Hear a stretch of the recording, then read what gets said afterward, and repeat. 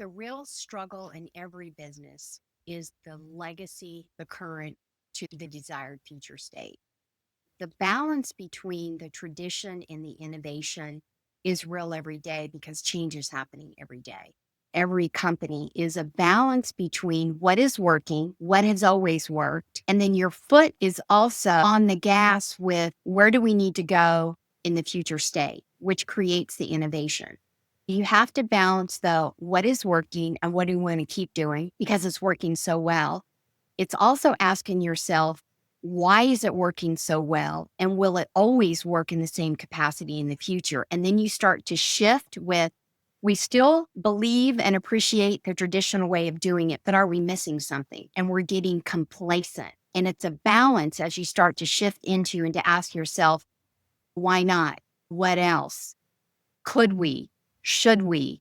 If we could wish anything, what would that be? How might I? What are the possibilities? And that allows for the innovation. So then when you're bringing in new employees, because there's always going to be new employees, you've made it a part of your cultural norm to go, hey, this is the traditional way we've always done it. But I want you to know we brought you into the team and we want to hear your ideas, thoughts, and opinions. What have you seen? What have you experienced? Feel free to ask a lot of questions because that's how we make sure they won't become old and obsolete, but we hold on to what's working, but we're willing to innovate for the future to stay ahead and maybe even create some blue ocean space. It does take balance. It's another way of talking about the reverse mentor, is the mentor to the mentee. Both people can learn from each other. It's the same thing from the traditional into the innovation. So don't be afraid of it. Invite it in.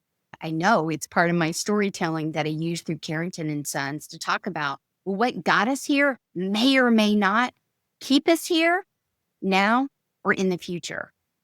Balance is important. We always have something new that we can learn, but are you leaning in and asking the questions of, yeah, it's working now, but is it going to work in the future state? And that's where I want you to lean in and balance between the tradition and what's not really a challenge, but it's really an innovation of what if, why not, what else should we?